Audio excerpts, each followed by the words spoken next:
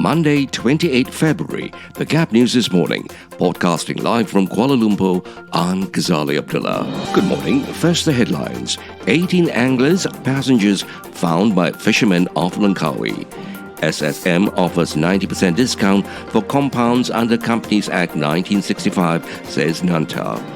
Only 0.47% of the new COVID cases belong to categories 3 to 5, says Noor Hisham. Inspector found dead with gunshot wound to the head in Sentul.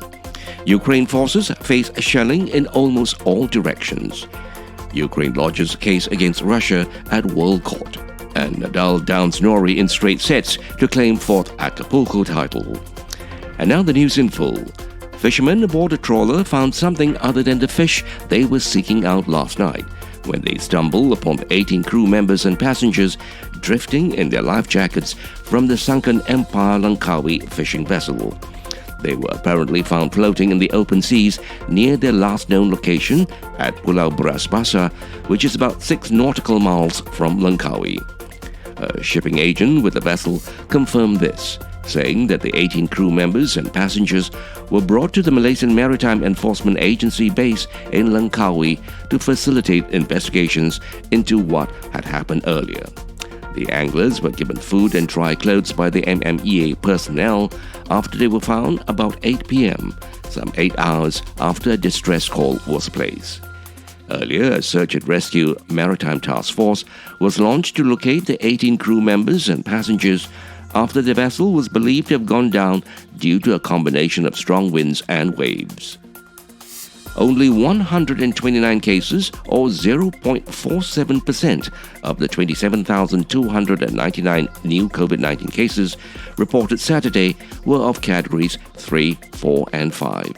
Health Director General Tan Sri Dr. Noor Hisham Abdullah, in a statement, said the majority of the cases, which is 27,170, or 99.53%, were in categories 1 and 2. This brings the cumulative total cases in Malaysia to 3,395,170. Of the 129 cases in categories 3, 4 and 5, 32 were individuals who were unvaccinated or have yet to complete the vaccination. 71 were fully vaccinated but yet to receive the booster dose, and 26 have received the booster dose, he said. A senior police officer attached to the Dan Wangi District Police was found dead with a gunshot wound to his head on Sunday. Central Police Chief Bay Eng Lai said police are still in the midst of establishing the series of events that led to the officer's death. Initial investigations suggest the victim had shot himself in the head using a pistol.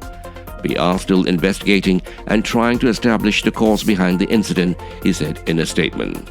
Bay said the 35-year-old officer with the rank of inspector was found dead in a home after police were alerted to the location along Jalan Selingsing in the capital around 3:30 p.m.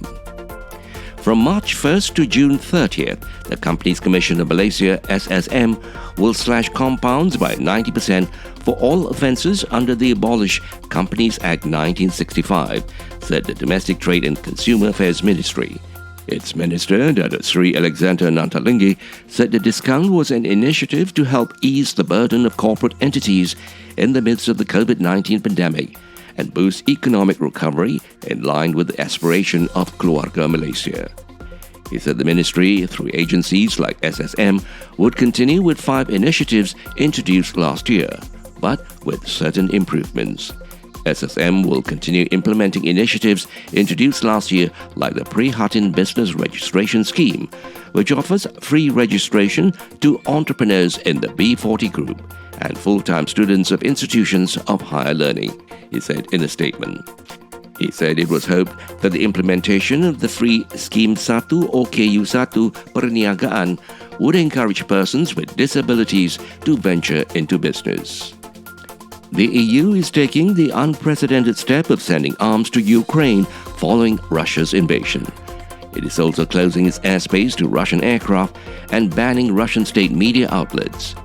Member states will also take Ukrainian refugees and bypass the usual asylum application process. Vladimir Putin moves Russia's nuclear deterrent to special alert in response to NATO's aggression. Analysts say it's an attempt to undermine NATO and does not mean he intends to use the weapons. Ukrainian troops are in control of Kharkiv, governor says, after Russian attack.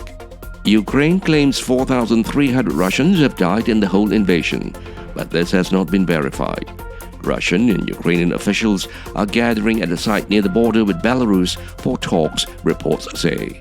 Germany pledges a massive hike in defense spending in a major change in policy. Ukraine has filed a suit against Russia at the highest UN court in The Hague for disputes between states, President Volodymyr Zelensky said. It was unclear on precisely what grounds the case was being brought to the International Court of Justice. A court official could not immediately be reached for comment. Ukraine has submitted its application against Russia to the ICJ, Zelensky said on Twitter. The court does not have automatic jurisdiction in cases involving the two nations, and Kiev would have to base its claim on a UN treaty in order to give the court authority to hear the matter.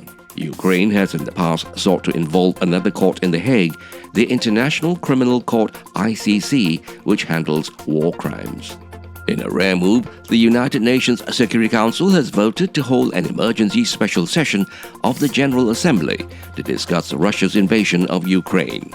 The meeting, scheduled for Monday, will give all 193 members the floor to provide their views on the attack. Russia voted against the meeting, but under particular UN resolution, it was unable to veto the move. And now for some sports news.